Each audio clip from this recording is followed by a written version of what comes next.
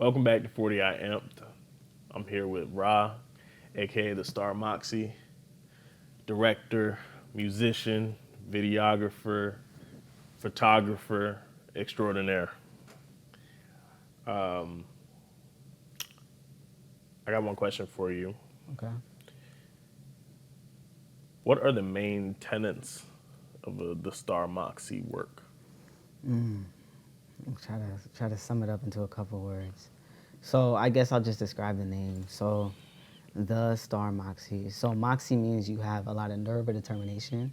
Um, and so when I started this work, or when I started this work, it was out of like a need to liberate myself, but it felt very uncomfortable. And in that, I didn't think it was a pathway that was like sustainable or that people would appreciate.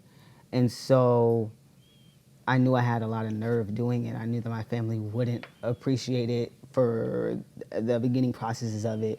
And I had to have a lot of moxie about it. And within that, like, my goal is to capture people's authentic selves. And especially when I'm doing that, I'm mainly capturing artists. And they have to have a lot of moxie to do what they do, to step out the box and to create new things. And so it's all about the stars, the people that I'm capturing, which are the stars, and about their moxie. So that's why it's the Star Moxie. And the pillars definitely are the pillar, really only one, and that's authenticity and just capturing people as they are. Even if my work can be kind of dreamy and outer worldly, it's either I'm showing my moxie or and if I put people in that dreamy world, I think I'm still keeping elements of who they are throughout it. So like everything, it's super important for it to be super authentic. Yeah, I mean, like, if we get into visuals, like, your work can go from really, like, just almost like I like to describe it as like a glimpse of, like, somebody's. But, like, tell me about, like, your approach. Like, if you want to go, like, technical wise, like, what do you aim to do with your photography? So when I first, like, I guess my basic training artistically is in graphic design. So when I first started, I knew that like I was able to manipulate graphics really, really well. But I also knew like I've always enjoyed making videos and taking pictures. So I just blended those worlds. It kind of sparked. I saw a documentary with Andy Warhol. It was on Netflix. Um, like probably 5 years ago now. And I really appreciated like first like his pop art. He like is the, I don't know, grandfather of pop art. Like he started pop art. And so I appreciated how he blended graphics with photos to create like his masterpieces and his pieces of art. And sorry, what was the question? It's fine actually. You answer it well. Um, so let's talk like let's really unpack the art, right? Um, I know that you're very experienced and like the graphic design part is like something that you've been into, but I've also known you to be very like in your mind about your work. So how have your skills improved although you've been a critic of yourself? Like how does that help you improve too? Um, I think especially with what I post, I'm very, until it feels right. Like I don't want to post it until it feels right because it's like I'm so emotionally vested in it, especially if it's like my work, and I think that just makes it hit because then it's like that authentic moment that like I put my feelings into the art. You know what I'm saying? So yeah. Yeah. Um, I remember you mentioned like a little bit about your family, like not being super supportive at the start. Has that relationship like changed a little bit in terms of like what you put out now? And I think it's the return on the investment is seen a little bit more now with like having an actual job that is creative but like can sustain my life, and I'm not like struggling, and like they're just not as like for a long time. I think they were just like, what are you doing? I would be like out, like we've done shoots where we're like out until like 3 a.m. I would do that like for one summer. I did that like every night, and they're like, what are you doing? But now that I have a job where I can show them I'm doing this every day and I'm making money, they're a lot happier with it. But I think in general, like there is a supportiveness, but a non-supportiveness. Because when I was younger, I was in like acting, singing classes, I was dancing, I was participating in playing instruments at school. So like it was a big push on my family to like invest in that. But I think there was a bit of like, okay, when's our return on the investment gonna come? And it came just like in different timing than they thought. The ROI doesn't it don't come the fastest all the time. Yeah. Like, but I wanna really get a look at like your support system, and how do they help you as an artist? I think my support system has like continuously changed. Um, I think they show up as friends first, and I think that's like the key to being able to make art with me because it is so emotional. Um, and within that, like they inspire me. I don't think there's like a. I think it's just the genuineness of the people around me that I seek. I don't really seek anything else from them. Whatever they bring to me is cool, but it's just like the authentic connection I have with people that is the support, because it could be a number of different people that I've interacted with, especially as I started creating. Like it's had so many different phases, and I've had so many different relationships that have changed, which I'm thankful for. And yeah, so long-winded. Yeah, I mean, like collaboration is like a big part of creating for you, and that's what it looks like for you. Like, tell me about where it's been both challenging and rewarding when it comes to working with people. It's challenging when it comes to money and when you're truly making art.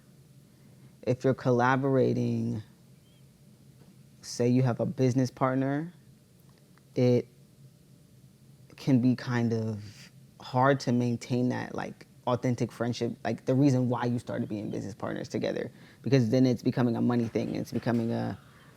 Um, it's becoming a money thing. It's becoming there's these like constraints to the work that you're doing, which for me doesn't always work because I'm so in it. I think collaboration without money is great and fun and dandy. When it comes to money, I've learned if I'm doing business, I'm doing it by myself. If I'm doing business where I need the resources of other people, whether I need a DP or someone on wardrobe or set assistants, then I'm gonna build out that team specifically for that, and I'm gonna pay them, and that's your job, and nothing else I expect from you. And not in a bad way. It's just like out of respect for their artistry and out of respect for my artistry and getting the work done efficiently. So it's like the separation between those both. Well, it's one thing to work with people, but I want to talk about like when you've taken the lead to projects, because I know you've been a director on stuff, and so how has that role impacted you? I think I'm growing into it. I didn't really realize I'm a director and like that's what I want to do, because I really think that's my calling until like very recently, because I think when I'm put in like situations where I'm shooting or doing things, I kind of see myself in that leadership role. As of recently, it's been focused on, instead of doing like photos, there's a lot of like stuff behind the scenes of doing videos. And I think that comes from like my business acumen of being like an operations manager and like leading teams in that way, which is like a very comfortable place for me. And I think like, yeah, that's how that shows up. Yeah. You know, before we get away from photos and whatnot, I think you have this very like just like a fun air to your work, and kind of like these little motifs that like the star and like things like that, like, or sometimes just down to how you dress, like where does that come from? I don't know. Everything is like very like in my head. Like I might put something on my Instagram notes and like people might perceive it one way and it's like totally some like out of the world, outer space type thinking. I think like the Star Moxie logo, if we're talking about that, like I just it just came out of nowhere and then like I just ran with it. Like the star part of everything, like I think I'm very in outer space. Yeah. That's my dream world. That's like what I've always enjoyed as a kid. Like I remember telling my grandma, like I'm gonna be an astronaut. I'm gonna be like inventing things and things like that. So like I think it's like if you really pay attention to it, I think there's like a lot of symbolism in every single post that I've ever made. Like even the most recent one with Tay Tay, there's like Easter eggs of me in the background and the photos and stuff like that. Tay Tay, I don't even know if Tay Tay noticed that, but yeah, yeah. When it comes to other ways you kind of give your stuff to the world, your music, your music is very very interesting. Um, like I remember you dropped the album. It's called Chance, and there's like these dreary layered vocals, and like I want to know like what do you try to get across within that I realm? think if we're talking about Chance, it's a very all of those songs were made in emotional episodes. So they're very like sporadic. It's really just whatever I'm feeling in the moment. It might be moments of silence, it might be moments of chaos. I like to stack vocal layers. I'm not really I love very minimal instrumentation because I like to use my voice as an instrument. Um, but it's very like emotion based driven and there might not be that many lyrics in it, but I might be repeating the same thing over and over again, but it really is just how I'm feeling. I will say like my next project is gonna be it'll have elements of that, but it's a very different sound. It's much more clear what I'm trying to say, what the project is about. Yeah. Yeah. But I think it's important, like, just stepping out and doing that was, like, super cool because it's just, like, it takes a lot of courage to also, like, tell your story Yeah. through Yeah. music. Yeah. Appreciate it.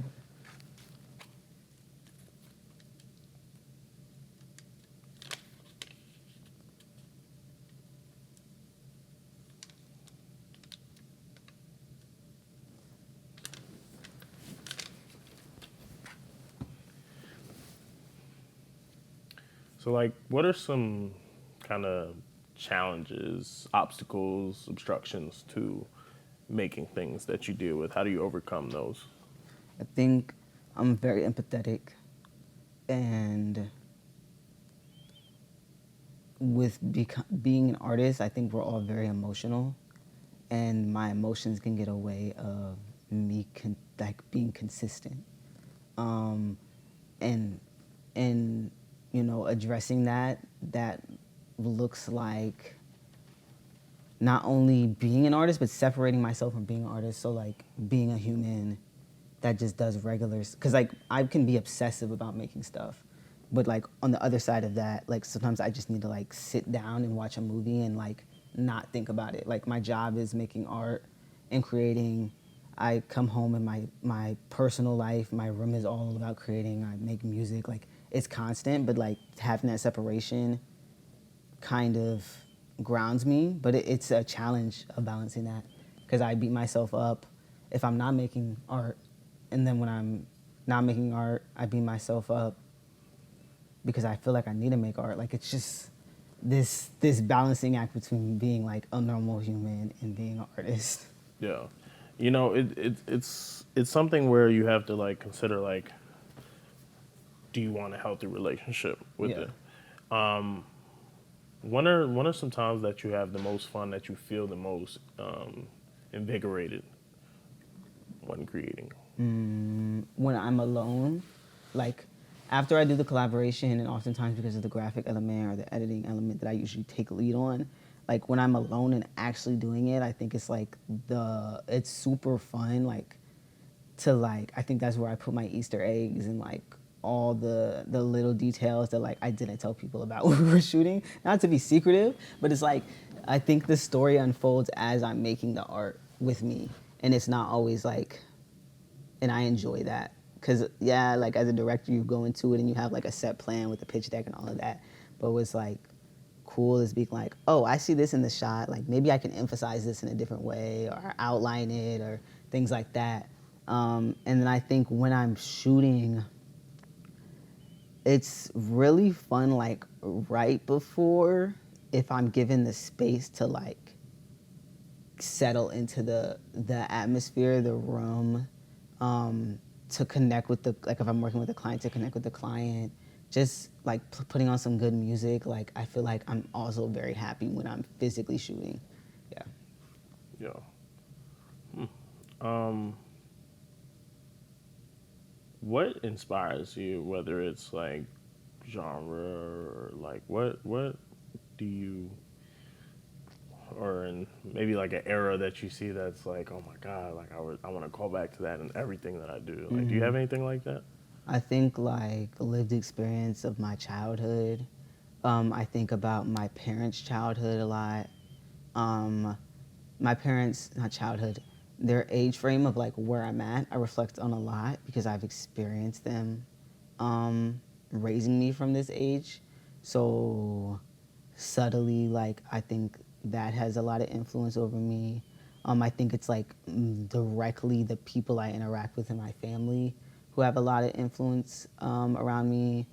I'm not afraid to put like my friends into my work and like really tell the stories of what are happening because we all affect each other, and like that's my way of therapy and release and everything like that.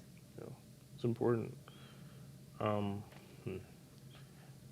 I know you do like a lot of work with Madhouse, and like, what are some of the best experiences you've had I doing that? think it's just the authenticity of being a family, like beyond what everybody sees, we're like actually friends.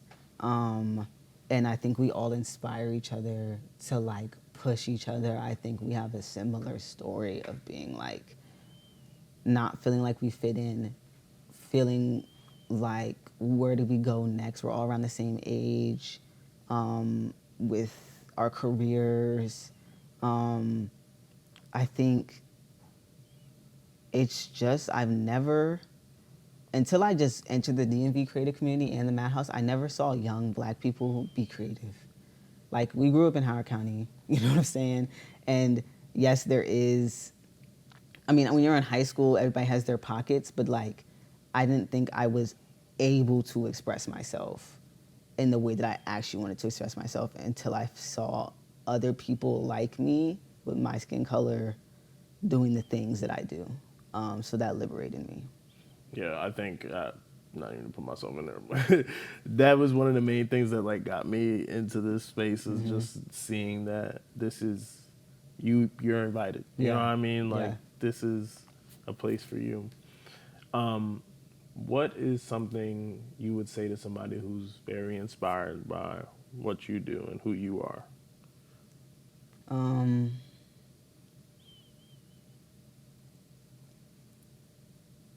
to make art, to follow the art every day. Yeah. Just follow your creation, your your purpose, and yeah, that'll lead you to liberation. Yeah. Um, wow. Uh, I want to call back to a younger you. Um, you've been entrepreneurial for longer than I've known you. So, how is looking back from then to now? What do you see? Um, when I was high school, I had a brand called Godspeed, And I think I was doing the same things as I was doing now with the same amount of intensity, except for like the missing element was like I was doing all of it for, yes, I had the emotional connection, all of that, but like it was an element of like, I gotta play this safe and just stay with what I have and not put too much of myself into it because you saw clothing brands and like we saw what their logo was and their name was, but like the backstory didn't really matter to everybody, you know? And so then I took a long break from that and I restarted, like I got Instagram again and was like, I'm just gonna post like what I like. And I probably had like 20 followers. Just posting what I fucked with. And then like other people started fucking with it. And I was like, why do y'all fuck with it? Like, should I keep going? And I just kept going with it. Like, I think it's the same thing I did before, but I'm actually in it. Yeah. Do you have anything you want to say to anyone watching? Just keep following the art. Yeah, that way. That way. I want to thank you for being here, for sitting down with us, and yeah. Thank you, Chokan. Thank you, everybody.